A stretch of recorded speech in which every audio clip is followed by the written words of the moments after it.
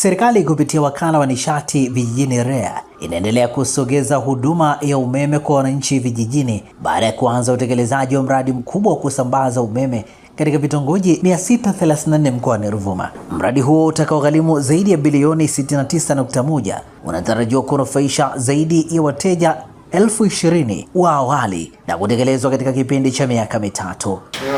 Kwa mkoa naomba nikabidhi nakala ya mikataba hii ambayo inaenda kuanza kutekelezwa for your reference na pia katika ufuatiliaji wa miradi hiyo. Akizungumza wakati wa hafla ya kutambulisha wakandarasi watakotekeleza mradi huo, meneja usimamizi wa miradi kusambaza umeme wa REA, Mhandisi Deogratus Nagu, amesema mradi huo ni sehemu ya juhudi za serikali kuhakikisha umeme unakuwa kichocheo cha maendeleo vijijini. Mradi huu utaenda kufanya idadi ya 77% ya vitongoji vyote ndani ya mkoa wa Ruvuma kufikiwa na huduma ya umeme, na hivyo kufanya 23% ya vitongoji ambapo tunatarajia mpaka kufikia mwisho wa mwaka 2030 vitongoji vyote viwe vimefikiwa na umeme. Mradi huu utanufaisha vitongoji takriban 634 ndani ya mkoa huu wa Ruvuma kwa gharama ya shilingi bilioni 69 ambazo zimetengwa na serikali ya Jamhuri ya Muungano wa Tanzania chini ya Mheshimiwa Rais Dr. Samia Suluhu Hassan kufanikisha lengo la kupeleka umeme kwa wananchi kwa ajili ya ustawi wa kijamii na maendeleo ya kiuchumi pamoja na usalama katika maeneo ya vijijini. REA tumejipanga kuwasimamia wakandarasi hawa ipasavyo ili kufanikisha malengo ya serikali, na hivyo tumejipanga kuweka timu za wasimamizi katika mkoa, na kwa kushirikiana na wenzetu TANESCO tutawasimamia wakandarasi hawa, na hivyo tunatarajia wananchi kufikiwa na huduma ya umeme bila wasiwasi wote. Kwa upande wake, mkuu wa mkoa wa Ruvuma Brigadia Jenerali Ahmed Abbas Ahmed amepongeza REA kuendelea kutekeleza maono ya Rais wa Jamhuri ya Muungano wa Tanzania Dr. Samia Suluhu Hassan. Hili ni jambo kubwa limefanywa na serikali na tunawapongeza. Lakini kikubwa ninachotaka kusisitiza ni uadilifu katika kufanya kazi hizi, na sisi tunawaahidi tutalisimamia. Ndio maana nimeleta kamati ya usalama isikie ile mlichokisema. Wakati mnafanya kazi hizi tutakuwa na vifaa vingi, na vingi ni vile vidogo vidogo ambavyo vina temptation.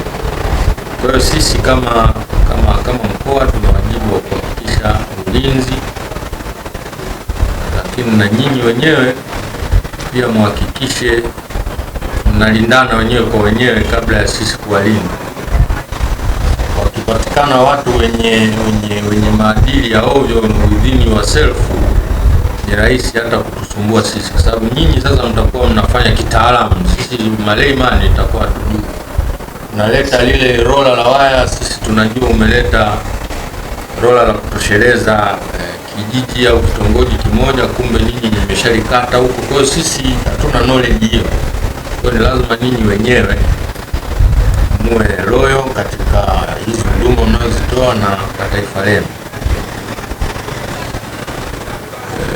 La mwisho ni hili ulilolisema, unahitaji kupata support ya mkoa kwenye issue za barabara. Kama mtafikia mahala mtapata changamoto, sisi tuhakikishie mkoa una wataalamu ambao wako dedicated kufanya kazi wakati wote. Nyinyi mkiwa tu mmepata snagi mtujulisha, na tukiwaambia watakuja kwa haraka kufanyia kazi na kupisha sasa na nyinyi muendelee na kazi zenu.